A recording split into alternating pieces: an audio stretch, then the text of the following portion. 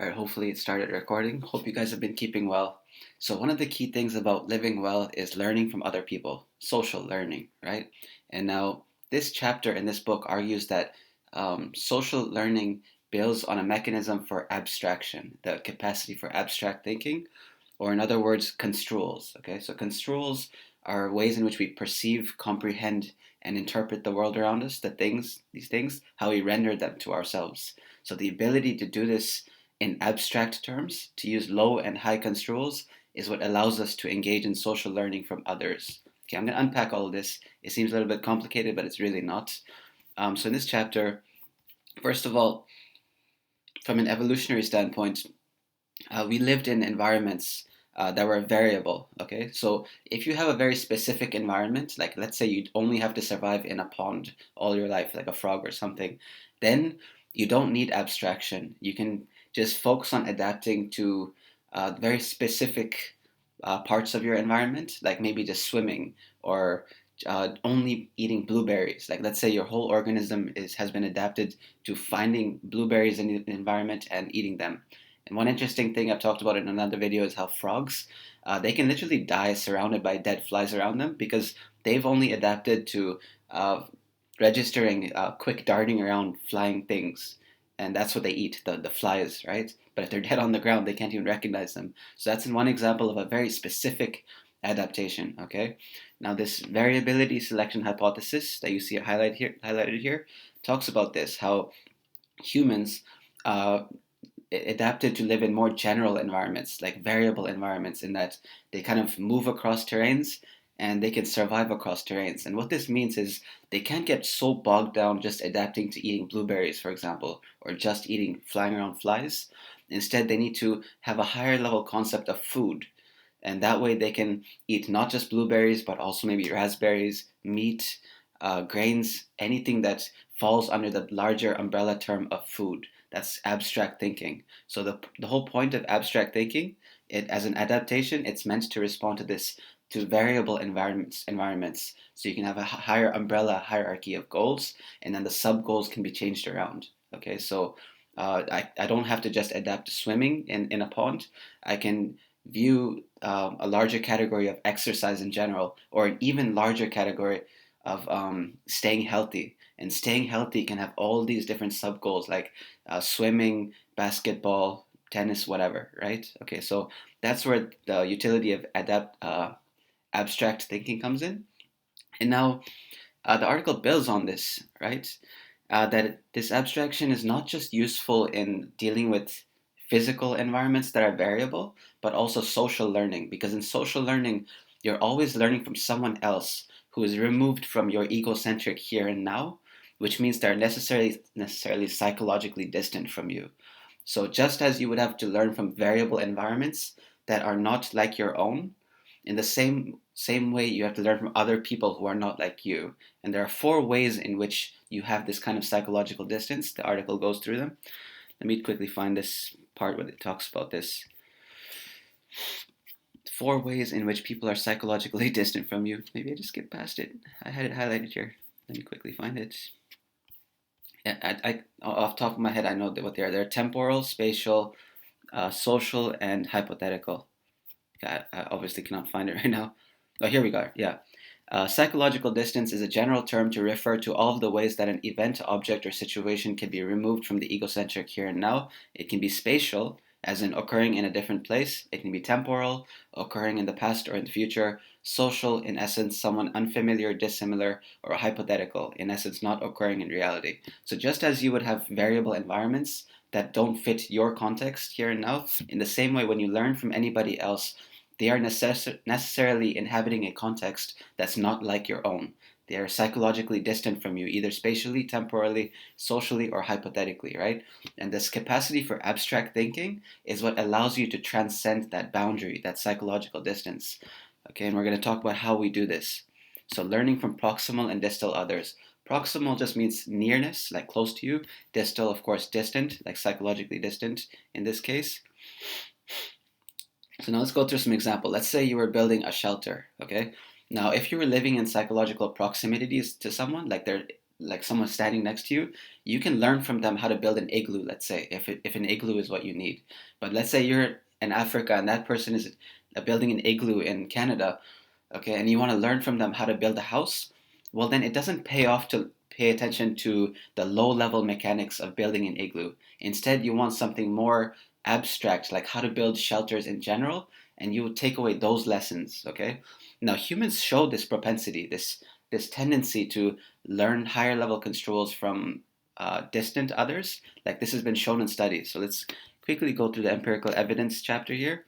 So one example is when they're categorizing novel objects in a study, people who learned socially were more likely to later categorize objects based on their global configuration rather than their local components. So this is one example where they're using a higher level construal, like paying attention to the more superordinate features of the object to categorize them, or global things, global configurations rather than specific things. Okay, just like a bias we have.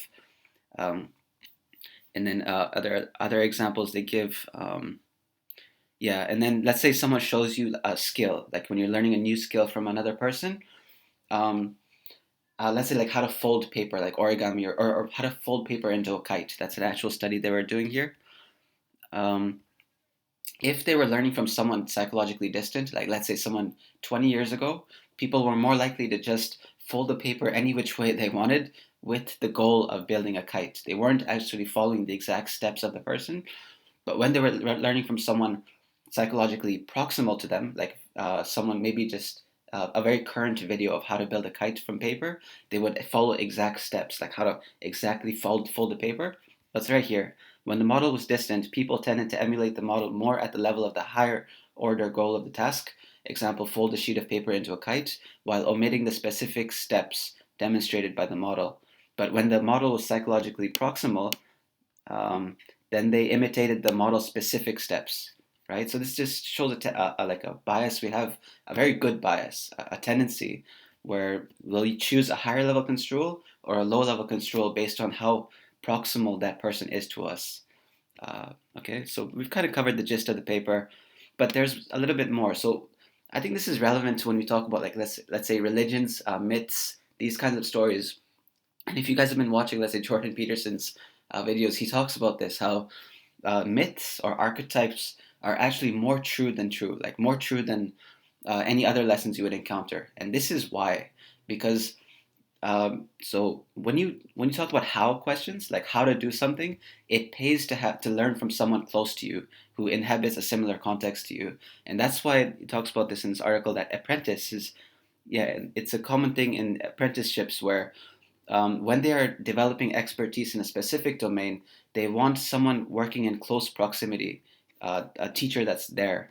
And that's because you have to learn the lower level mechanics and within a certain context. Like if you're learning to be a surgeon, those are how questions, how to do a surgery.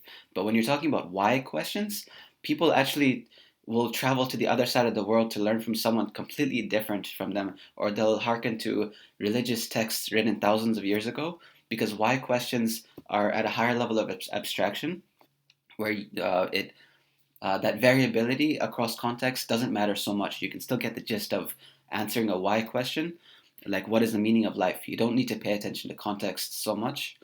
So we use higher level construals like myths, archetypes, stories where.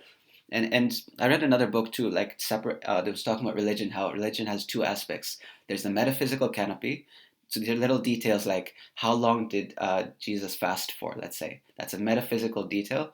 Or like how the world was constructed, like a cosmogony, the myth of like how many days it took God to create 40 days, 30 days, I don't know, right? That's the metaphysical canopy. That's one part of religion. Then the other part is the vehicle for self transformation. Now, the vehicle for self transformation, that is a lesson that can be learned by anyone across the world, no matter how psychologically distant they are from whoever is teaching that lesson, because the general mechanics of improving yourself are quite similar across contexts, and we can learn from someone living even 1,000 years ago. They also had to undertake the heroic journey, just to give an example, right? Um, so yeah, why questions can be answered on a higher level of control. And one more thing, it's not just that we use higher level construals for kind of psychological distance, but also using a higher level construal kind of narrows that distance so that we're less biased to learning from someone else. So it kind of makes us more empathetic or less prejudiced, so on. So yeah, I covered everything. Just wanted to teach this idea of construal, like this, it's called construal level theory, that we can use low or high level construals depending on who we're learning from, whether they are psychologically distant from us. And this capacity builds on the utility of abstract thinking in surviving across variable environmental conditions. So, um, just to quickly recap here, if you were living in a specific environment all your life and that adaptation was all you needed, then you don't need abstract thinking. You can just evolve to find blueberries in the environment. But if you're living across diverse environments, then that specific adaptation will get you killed. And there it pays to be a more generalist and to think in terms of higher level categories like food or wellness or health, so that you can actually attend to different types of food in your environment. And the last thing about that, then the distinction between answering how questions and why questions. Why questions can be answered at a higher level of control, which is why we can learn from diverse people across the planet thousands of years ago or whatever, to answer these why questions to live better. Whereas how questions, where you're learning to do a specific skill like building an igloo or building a shelter, uh, apprenticing under someone, there it pays to learn from someone psychologically close to you who's inhabiting a similar context to you so you can pay attention to the lower level mechanics. That's it for this video. Thanks, guys.